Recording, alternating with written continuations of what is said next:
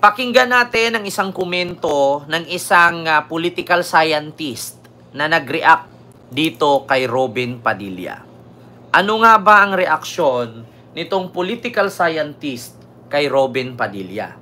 So ito po mga kababayan, buksan ko lang po ang aking mahiwagang tablet. So wait lang po ha. Buksan ko po ang aking mahiwagang tablet at hanapin po natin yung naturang link. Ito ha mga kababayan. Pakinggan po natin at babasahin ko po para tayong ano dito hindi nila kayang kung nasa korte na ang ICC, ang tatlo, sabi ni Oblibole, naghamon ng suntukan. So ito ha mga kababayan. Ito, according dito sa People's Tonight Radio o radio. Ito ha, People's Tonight Radio. Itong political scientist na si Antonio Contreras. Kilala nyo naman po siguro si Antonio Contreras, mga kababayan.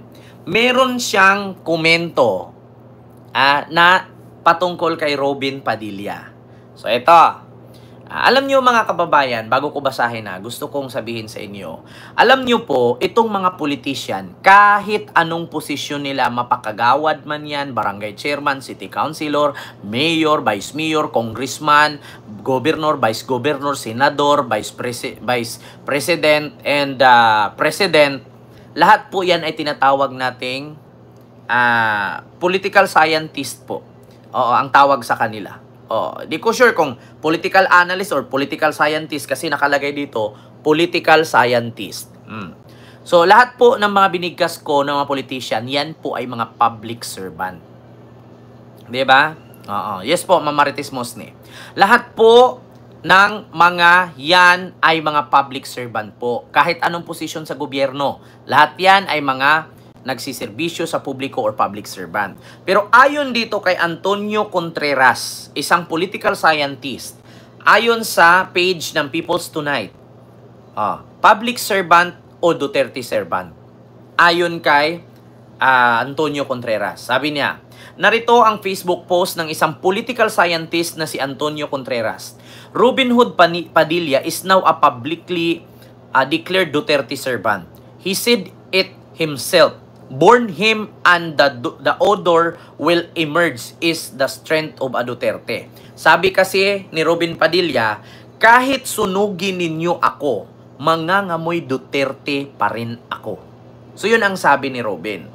So ngayon, ang sabi ni Antonio Contreras, isang political scientist or political analyst, sabi niya, this is a man who had coffee with a Rodrigo Duterte standee and goes around the street of The Hague, dragging it like a treasure surfboard.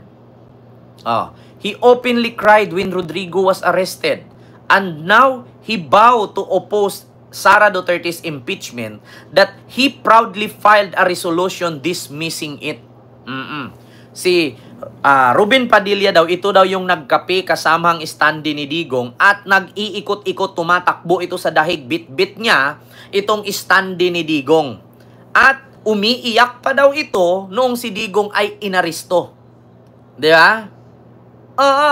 So ngayon, sabi niya, isa din daw si Robin sa nag-file ng resolution na i-dismiss ang impeachment trial laban kay Sara.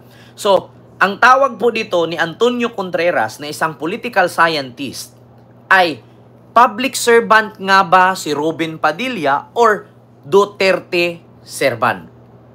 Tanong ngayon mga kababayan, paki-comment dyan sa comment section. Public servant ba si Robin na ituring or Duterte servant? According dito kay Antonio Contreras. So ito pa, sunod. He speak of due process but would rather deny Sara Duterte the venue of show her innocence.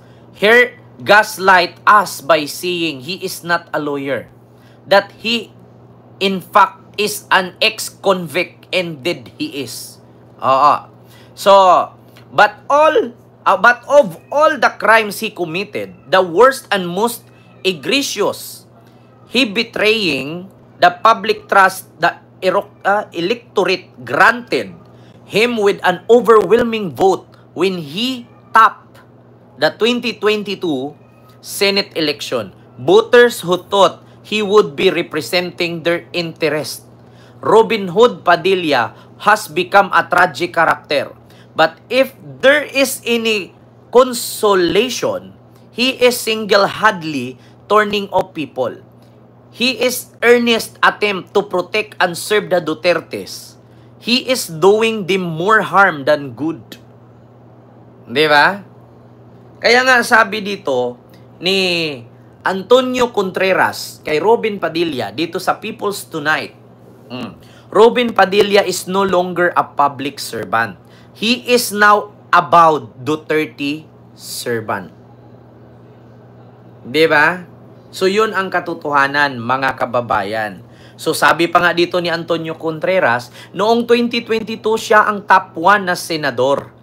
Binuto siya ng tao na ang akala ng tao ay gagawin ni Robin ang kanyang pinapangako, representing their interest. Ngayon sabi nito ni Antonio Contreras, the worst and most egregious is betraying the public trust. Niloko niya ang tiwala ng tao sa kanya. Na ang akala ng tao kaya binoto siya, kaya nag-number 1 senador siya noong 2022, ay magaling siya. Hindi nyo ba alam, kaya nanalo si Robin noong 2022, pumunta ng West Philippine Sea, may bit-bit na flag, at kumanta ng Lupang Hinirang na Bayang Magiliw ayon kay Bato de la Rosa, hindi alam ang pabangat. Di ba? Kaya siya naging number 1 senador kasi ang akala ng tao, magaling siya at ipaglaban niya talagang Pilipinas laban sa China. Pero ang ginawa niya, naging pro-China siya. Ni minsan ba nakita ninyo na may Robin Padilla na pinaglaban ang mga Philippine Coast Guard na binomba ng water cannon ng China Coast Guard? Wala. Ni minsan ba may narinig kayong statement patungkol sa isang Philippine Coast Guard na naputulan ng daliri dahil initak ng Chinese Coast Guard? Wala. Di ba? Kaya ang sabi dito, mga kababayan, Robin Padilla is no longer a public servant. He is now avowed Duterte servant. Diba? Yun ang katotohanan, Ma'am Marites Mosni. At kay Ma'am Hakdog Ripalda. Ayan. Parihas lang sila ng amo niya, budol-budol gang, sabi ni Rudy Bernardo. Di ba? Akala kasi ng taong bayan, kaya binuto siya kasi bayang magiliw. Kumakanta siya dun eh. Ending. Ni isang batas walang naipasa. Puro kain, himas bigote, nga ang taong bayan.